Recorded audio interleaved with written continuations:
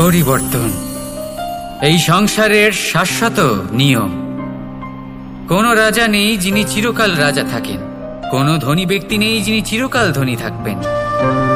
এই সংসারে সূর্যের স্থান নেওয়ার জন্য চন্দ্রিমার আগমন ঘটে।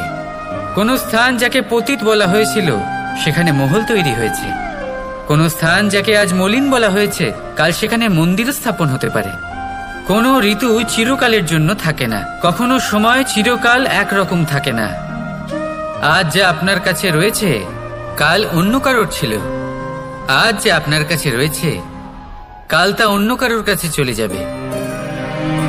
আপনার সাথে কিছু থাকলে তা হলো আপনার কর্ম, কিন্তু সেই কর্মের পরিণামও আপনার নয়। আপনি শুধু কর্ম করুন, বাকি সবকিছুই পরিবর্তনশীল। কিন্তু সেই পরিবর্তনকে দেখে ভয় পাওয়ার প্রয়োজন নেই, তাকে স্বাগত জানান। যদি আপনি হাসি মুখে সেই পরিবর্তনকে স্বাগত জানান, তাহলে এই পরিবর্তনও হাসি মুখে আপনার সাথে থাকবে। আসুন আমার সাথে ভালোবেসে বলুন, রাধা রাধা। বটবৃক্ষের বীজ সর্ষের দানার থেকেও ছোট হয়, কিন্তু যখন তা নিজের রূপ ধারণ করে তখন তা বিশাল বৃক্ষের আকার ধারণ করে, যা সহস্র বছর ধরে বেঁচে থাকে, ছায়া প্রদান করে, পাখিদের আশ্রয় প্রদান করে, আর দেয় পথচারীদের বিশ্রাম করার স্থান। কেন? কারণ সেই ছোট বীজ তা মাটির ভেতরে গিয়ে নিজের খোলস ত্যাগ করে। অন্ধকারে থাকে সে, যতই আলো আসুক না কেন, যতই বর্ষা আসুক না কেন, সব সহ্য করে। আর তারপরে একটা চারা গাছ অঙ্কুরিত হয়, তারপর ধীর গতিতে একটা বিশাল বৃক্ষতে পরিণত হয়। দেখুন, জীবনে কঠিন সময় আসে, এই জন্য নয় যে আপনি হার মেনে নেবেন, এই জন্য আসে যাতে আপনি ভবিষ্যৎ নির্মাণের জন্য নিজেকে তৈরি করতে পারেন। যদি কঠিন সময়ে আপনি ওই বীজের মতো দৃঢ় হয়ে থাকতে পারেন, তাহলে আপনিও একদিন সেই বিশাল বৃক্ষের মতো নিজের অস্তিত্ব গড়ে তুলতে পারবেন, যা সহস্র বছর পর্যন্ত মনে রাখা হবে। আসুন আমার সাথে ভালোবেসে বলুন, রাধা রাধা। সঞ্চয়। মানুষের যখন থেকে বোধ বুদ্ধি হয় সঞ্চয় করতে আরম্ভ করে দেন। সঞ্চয় করতে থাকেন ভোজনের, সঞ্চয় অর্থের, সঞ্চয় শক্তির। নিজের জন্য করেন, নিজের পরিবারের জন্য করেন, নিজের স্ত্রীর জন্য করেন, সন্তানের জন্য করেন, সন্তানের সন্তানের জন্য সঞ্চয় করেন। সঞ্চয় করার জন্য ওনার কাছে অনেক কারণ রয়েছে, কারণ উনি এটা ভাবেন যে এই সঞ্চিত শক্তির জন্য কেউ ওনার কোনো ক্ষতি করতে পারবে না। মানুষ ভুলে যান একটা গুরুত্বপূর্ণ কথা, এই সত্য, উনি এই সংসারে খালি হাতেই এসেছিলেন, আর এখান থেকে ওনাকে খালি হাতেই যেতে হবে। যা এখানকার তা এখানেই থেকে যাবে। আর যদি কিছু ওনার সাথে যায় তা হলো ওনার কর্ম, আর কিচ্ছু নয়। তাই যদি কিছু অর্জন করতে চান, তাহলে শুভ কর্ম অর্জন করুন, আত্মশক্তি অর্জন করুন, কারণ পরলোকে এটাই হবে আপনার সম্পত্তি। তাহলে কি এটা আপনি অর্জন করতে চান না? আসুন আর আমার সাথে ভালোবেসে বলুন, রাধা রাধা। সদিচ্ছা। দেখতে গেলে 3 অক্ষরে তৈরি এই শব্দ, কিন্তু সমস্ত ত্রিলোক তার উপরেই আধারিত। আপনি এই সংসারে এসেছেন, তখন অবশ্যই শ্বাস নেবেন, কিন্তু তার বদলে আপনাকে কিছু তো দিতেই হবে। আপনার উপর নির্ভর করছে আপনি কি দেবেন। কি দেবেন এই সংসারকে, এই সমাজকে, নিজের পরিবারকে, আর তার বদলে কি নেবেন? যশ নাকি অপযশ? দেখুন, এক ছিল রাবণ, যে কিনা সমুদ্র পার করলো সীতাকে অপহরণ করার জন্য, আর এক ছিলেন রামচন্দ্র, যিনি সমুদ্র পার করেছিলেন, সেতু বানিয়ে গিয়েছিলেন সীতাকে ফিরিয়ে নিয়ে আসার জন্য। দুজনেই সমুদ্র পার করেছিলেন, শুধু পার্থক্য ছিল সদিচ্ছাকে বোঝার, লক্ষ্যের। অনেক মানুষের যাত্রা একরকম হতেই পারে, কিন্তু আনন্দ তখনই লাভ করবেন যখন লক্ষ্য শুভ হবে, মহান হবে। এই লক্ষ্য দিয়ে এই সংসারের কল্যাণ হবে এবং মানুষের সম্মান হবে। যদি আপনার সংকল্প উচিত হয়, তাহলে আপনার লক্ষ্য উচিতই হবে, নয়তো শুধুমাত্র বিনাশ হবে। আর উচিত এটাই হবে যে বিনাশের হাত থেকে যেন নিজেকে বাঁচানো যায়, কি বলেন? তাই জীবনে যে লক্ষ্য স্থির করছেন, মনে রাখবেন তা যেন শুভ লক্ষ্য হয়। যদি এরকম হয়, তাহলে আপনার যাত্রা, আপনার জীবন দুটোই শুভময় হবে। আসুন আর আমার সাথে ভালোবেসে বলুন, রাধা রাধা। সুরক্ষা, এই সুরক্ষা আসলে কি? এটা কি কোনো কবচ নাকি কোনো সীমা? এই সুরক্ষা আসলে অন্য কিছু। আমাদের মাতা পিতা, আমাদের প্রিয়জন, আমাদের বন্ধু, এই সমাজ, আমাদের শুভাকাঙ্ক্ষী, আমাদের আত্মীয়, এনারা সবাই আমাদের জীবনে কোনো না কোনো ভাবে সুরক্ষা দিয়ে থাকেন, একটা কবচ দিয়ে থাকেন কোনো না কোনো রূপে। কিন্তু দেখতে গেলে আমাদের পরাক্রমের পথে, আমাদের বীরত্বের পথে, আমাদের সাহসের পথে এই সুরক্ষাই সব থেকে বড় বাধা হয়ে দাঁড়ায়। একবার ভেবে দেখুন, যদি আপনি কোনো সুরক্ষাই না পান, বা যদি আপনি এই সুরক্ষা ভেঙে বাইরে আসতে পারেন, তাহলে আপনার বীরত্ব চরম সীমায় পৌঁছে যায়। কেন? কারণ তখন আপনি জানেন যে এই সংসারের সম্মুখীন আমাদের নিজেদেরই হতে হবে। আপনি বুঝে যান যে শত্রুর সম্মুখীন এবার নিজের বলের দ্বারা, নিজের পরাক্রমের দ্বারা, নিজের সাহসের দ্বারা করতে হবে। আর তখন আমাদের মনের মধ্যে এই শক্তি জাগ্রত হয়। এই শক্তি অন্তরেই বসবাস করে। শুধু এটা চিনে নিতে হবে, একে জাগ্রত করতে হবে। আর এটা সুরক্ষা ভেঙে যাওয়ার পরেই সম্ভব হয়। আর যারা নিজের শক্তি সম্পর্কে জানেন, যিনি নিজেই জানেন তিনি কতটা শক্তিশালী, তিনি নিজেই নিজের সুরক্ষা কবচ চিরকালের মতো ভেঙে ফেলে দেন, ঠিক কর্ণের মতো। আর তারপরে দেখুন, আপনার পরাজয় হোক বা বিজয়ী হোক না কেন, সেটাই অনেক বড় হয়, সেটাই প্রশস্ত হয়ে থাকে। সেই জন্য ত্যাগ করুন নিজের ভয়কে, নিজের আশেপাশের এই সুরক্ষা চক্রকে ভেঙে ফেলুন। আর সম্মুখীন হন এই সংসারের নিজের শত্রু সম্মুখীন হন। পরাক্রমের এই অঙ্কুর, তা অঙ্কুরিত হওয়ার জন্য বীজের উপরের এই কবচ, এটা ভেঙে যাওয়া অতি আবশ্যক। আসুন আমার সাথে ভালোবেসে বলুন, রাধা রাধা। কর্ম এবং ফল, দেখতে গেলে এই সমস্ত ব্রহ্মাণ্ড এই দুইয়ের মাঝেই স্থির হয়ে আছে। মানুষজন কর্ম করেন ভালো ফল লাভের আশায়, আর ভালো ফল লাভের আশায় উনি এটাই ভুলে যান যে উনি যে কর্ম করছেন তা কি করছেন। আমি বলেছিলাম কর্ম করুন ফলের চিন্তা না করে, কিন্তু কি কর্ম করছেন সেই বিষয়ে ভাবাটাও অত্যন্ত আবশ্যক। নয়তো অনেক সময় আমরা এমন কর্ম করে ফেলি যা না চাইতেও বিষে পরিণত হয়, যা হয়েছে দুঃশাসনের সাথে, দুর্যোধনের সাথে, গুরু দ্রোণের সাথে। একজনের মানসিকতা উচিত ছিল না, একজনের বিবেক উচিত ছিল না, আরেকজন যে পক্ষ নির্বাচন করেছিলেন সেই পক্ষ উচিত ছিল না। আর যা কিছু ওনাদের সাথে হলো, আপনার, আমার, আমাদের সকলের সাথে তা হতে পারে। আমি বলেছিলাম কর্ম করুন, ফলের চিন্তা করবেন না, কিন্তু এই কর্মের বিষয়ে বিচার করে দেখাটাও ততটাই আবশ্যক। দেখুন, কর্ম করার উচিত প্রক্রিয়া ফলের চিন্তা না করা, কিন্তু যদি আপনার কর্ম শুভ হয় তাহলে তার ফলও নিয়তি আপনাকেই দেবে। সর্বদা কর্ম করার সময় এটা ভাবুন যে আপনার এই কর্ম এই সংসারকে, এই সমাজকে, আপনার পরিবারকে, আপনার আশেপাশের মানুষজনকে কোন দিশায় নিয়ে যাবে। যদি এটা সবার জন্য মঙ্গলময় হয় তাহলে কর্ম করতে থাকুন। আর হ্যাঁ, নিশ্চিত রূপে ফলের চিন্তা করবেন না। আসুন আমার সাথে ভালোবেসে বলুন, রাধা রাধা। যখন আমরা হাঁটতে থাকি আর আমাদের পায়ে কাঁটা বিঁধে যায়, তখন মুখ দিয়ে আহ বেরিয়ে আসে, কান্না চলে আসে, আর অনেক সময় অভিশাপও বেরিয়ে আসে। কিন্তু আমরা কি কখনো এটা এইভাবে দেখেছি, এইভাবে ভেবেছি যে আমরা যে পথে চলেছি সেই পথে কাঁটা বিঁধেছে, নাকি আমরা সেই পথ নির্বাচন করেছি যাতে শুধুই কাঁটা রয়েছে?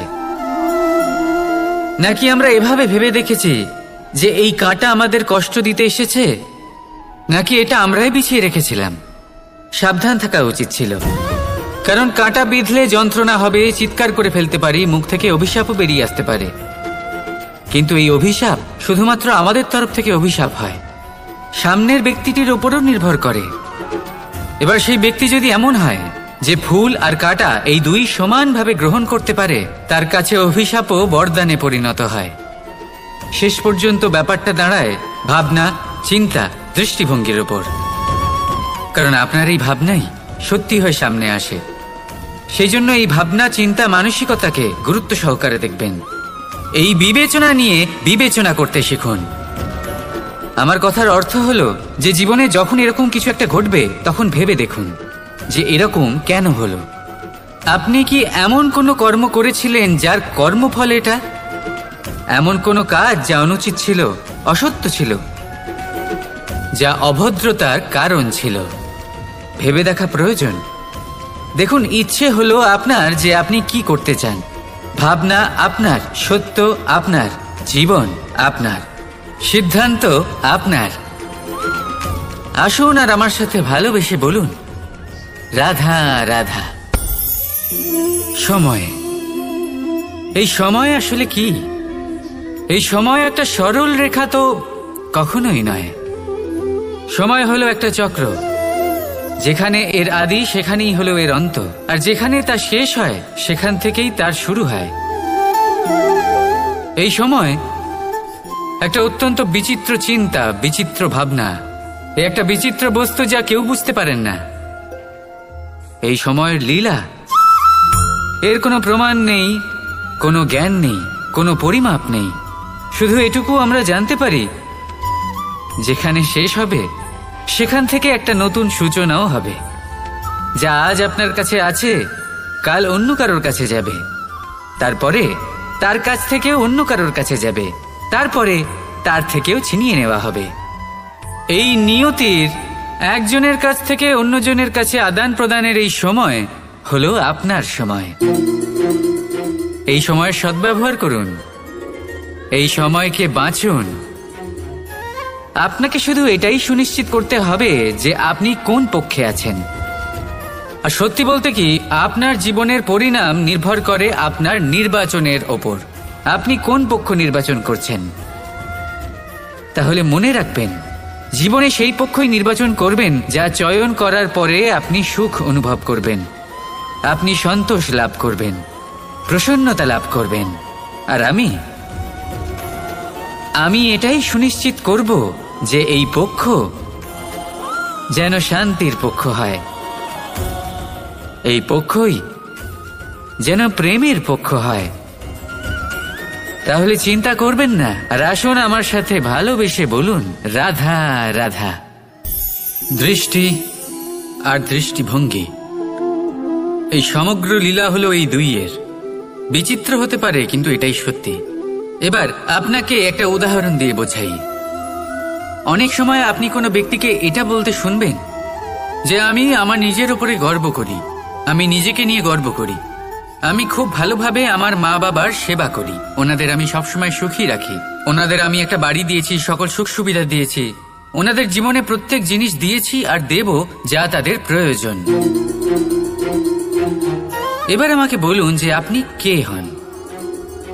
আপনি হলেন সেই বীজ যা আপনার মাতা পিতা রোপণ করেছেন।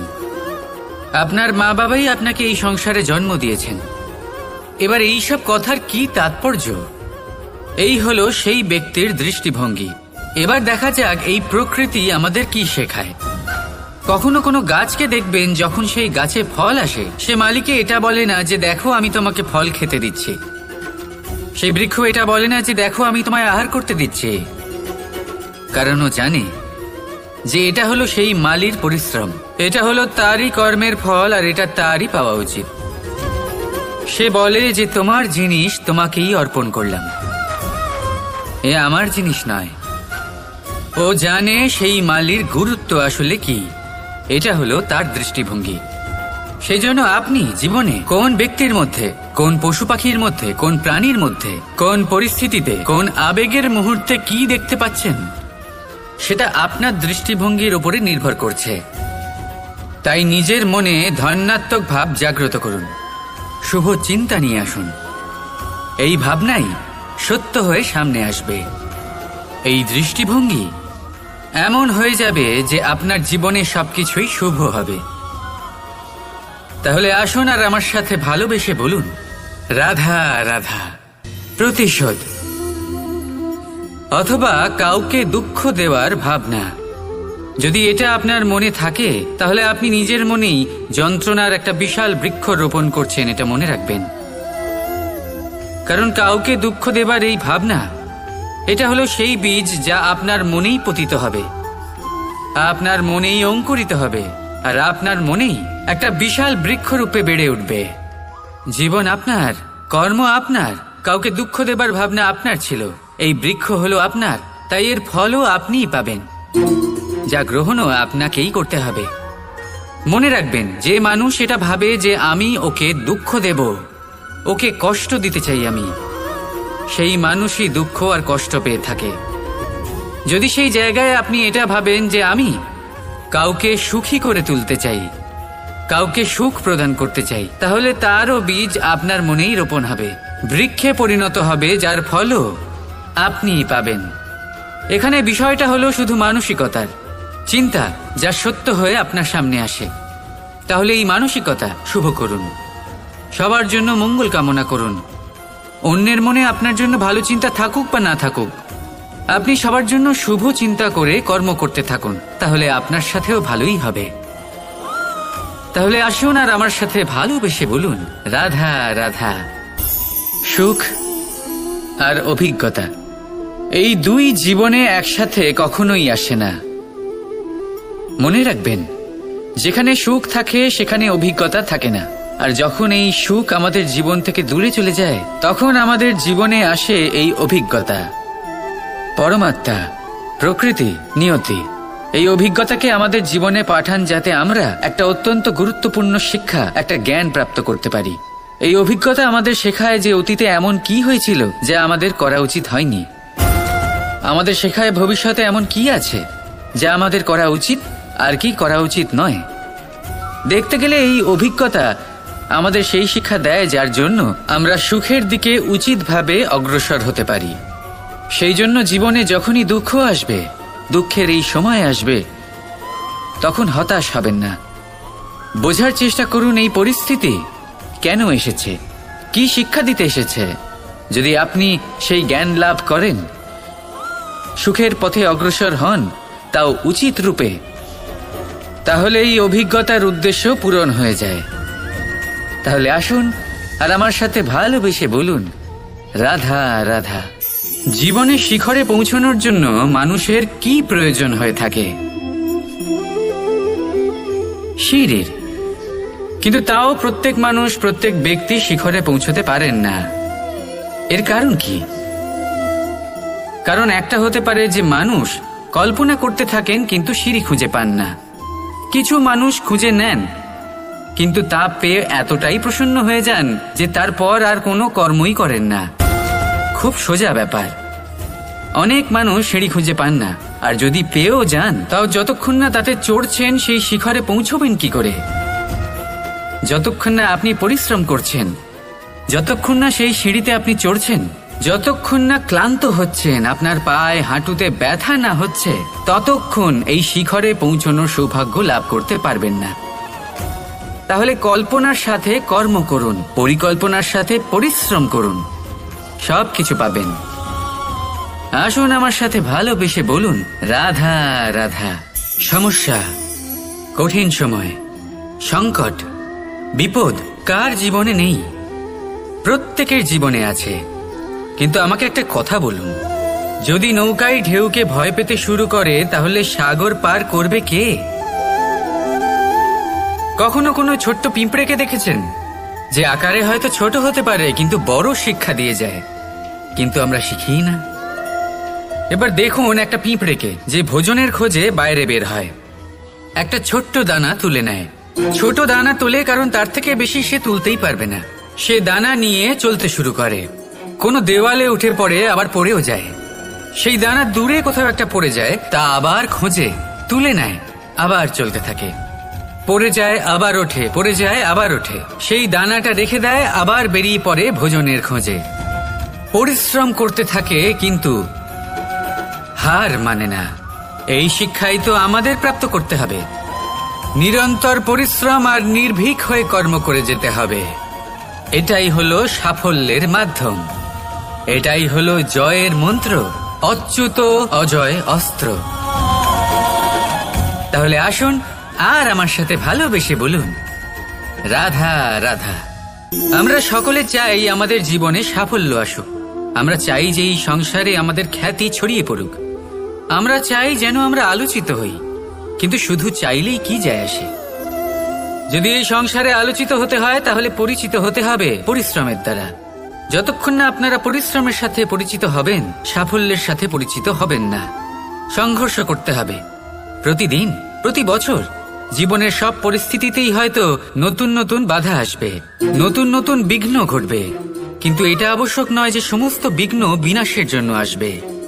কিছু বিঘ্ন আপনার পথ প্রশস্ত করার জন্য আসবে, আপনার পথ পরিষ্কার করার জন্য আসবে।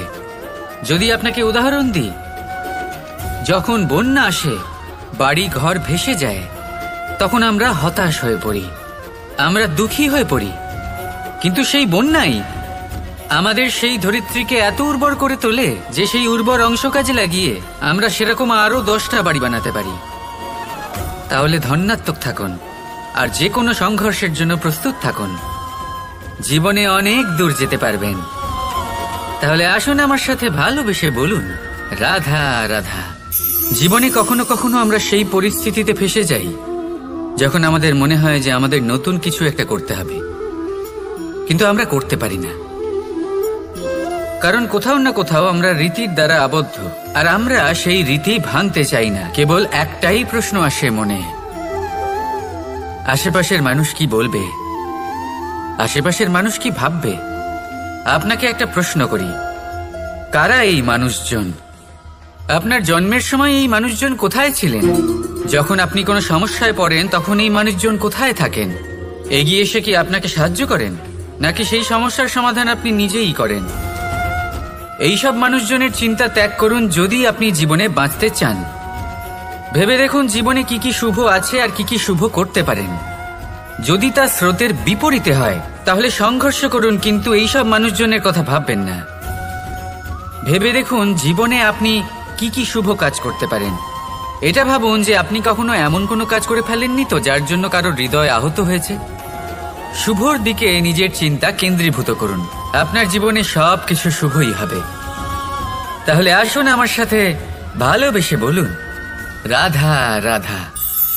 আজকাল আপনি দেখে থাকবেন যে মা বাবা শুধুমাত্র সন্তানকে ভালোবাসেন তা নয়, তাদের মোহেও জড়িয়ে পড়েন। বিদ্যালয়ে যখন পাঠান তখন সমস্ত সুযোগ সুবিধা দিয়েই পাঠান। চেষ্টা করেন যে সবসময় যেন সন্তান তাদের চোখের সামনেই থাকে। কিন্তু ভুলে যান এক অত্যন্ত গুরুত্বপূর্ণ কথা, যে সন্তানকে এক নতুন দৃষ্টিভঙ্গি দেওয়াই হলো ওনাদের কর্তব্য। সেই জন্য পুরাতনকালে শিষ্যদের গুরুকুলে পাঠানো হতো, বাড়ির থেকে দূরে। কারণ বাড়ি ছেড়ে যাওয়া এক সন্তানের জন্য, এক শিষ্যের জন্য অত্যন্ত শুভ লক্ষণ হয়। যখন সে বাড়ির থেকে দূরে, গৃহস্থের থেকে দূরে থাকবে, তখন এই সংসারকে সে এক নতুন দৃষ্টিভঙ্গি দিয়ে দেখবে, পরখ করবে, বুঝতে পারবে, আর সবকিছু নিজে থেকেই শিখে যাবে কখন আক্রমণ করতে হয়, কখন পিছু হটতে হয়, কিভাবে এই সংসারের সম্মুখীন হতে হয়। আর এটা আপনার দৃষ্টি ওকে শেখাতে পারবে না, ওর অভিজ্ঞতা ওকে শেখাতে পারবে। তাই মনে রাখবেন, যদি আপনি চান যে আপনার সন্তানের বিকাশ হোক, তাহলে অনেক সময় ওকে নিজের থেকে দূরে নিয়ে যেতে হয়। যদি মোহে আবদ্ধ থাকেন তাহলে ওর বিকাশ কখনোই হবে না। তাহলে আসুন আমার সাথে ভালোবেসে বলুন, রাধা রাধা। কখনো কখনো মানুষ মনে করেন যে সে নিজেই সব থেকে বেশি শক্তিশালী, তিনি হলেন জ্ঞানী। দেখুন, এটা ভালো ব্যাপার যে আপনার মধ্যে শক্তি আছে, জ্ঞান আছে, আর এটা শুধু আপনার জন্য নয়, এই সমস্ত সমাজের জন্য, দেশের জন্য, সমগ্র পৃথিবীর জন্য অত্যন্ত আবশ্যক। কিন্তু এই কথাটাও বোঝা অত্যন্ত আবশ্যক যে এই জ্ঞান যেন কখনো অহংকার না হয়ে ওঠে। যখন মানুষের মধ্যে জ্ঞান থাকে তখন সে রাম হয়ে ওঠে। রাম, যিনি সমুদ্রের বুকে সেতু বানিয়েছিলেন, বানর সেনার দ্বারা রাক্ষস রাজকে পরাজিত করেছিলেন, আর চিরকালের জন্য সবার কাছে আদর্শ হয়ে উঠেছিলেন। আর যদি মানুষের মনে অহংকার জন্মায় তাহলে সে রাবণ হয়ে ওঠে। দেশে বিদেশে যতই খ্যাতি থাকুক না কেন সে রাক্ষস হয়ে ওঠে, নিজের সাথে সাথে সমস্ত কুলের বিনাশ করে বসে।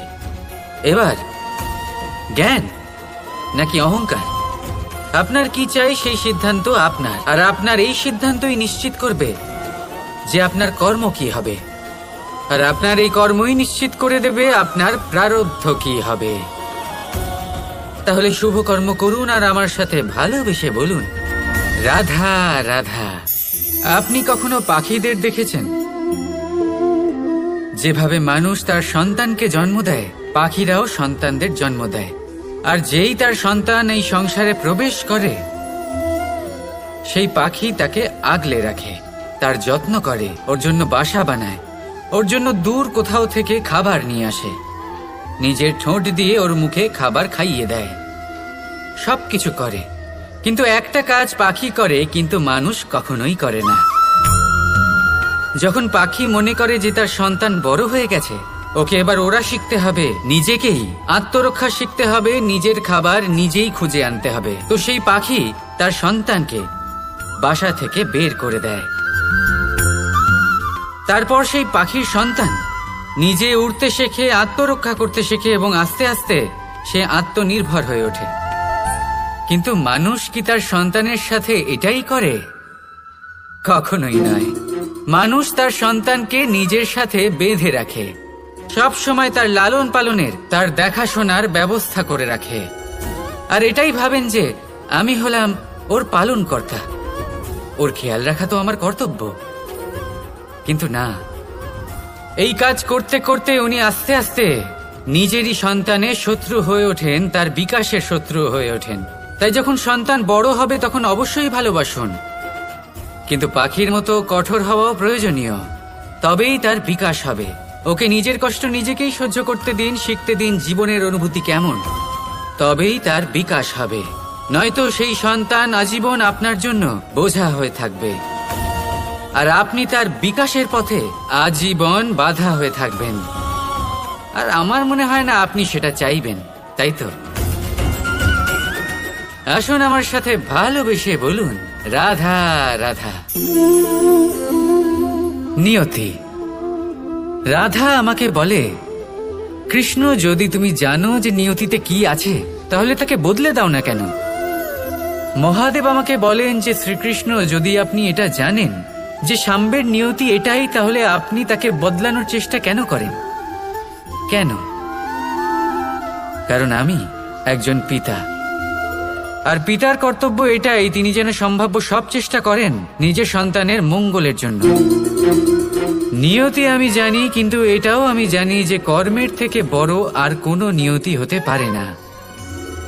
অভিজ্ঞতাও রয়েছে যে কর্মের হাতে নিয়তির এই চক্র বদলে যেতে পারে।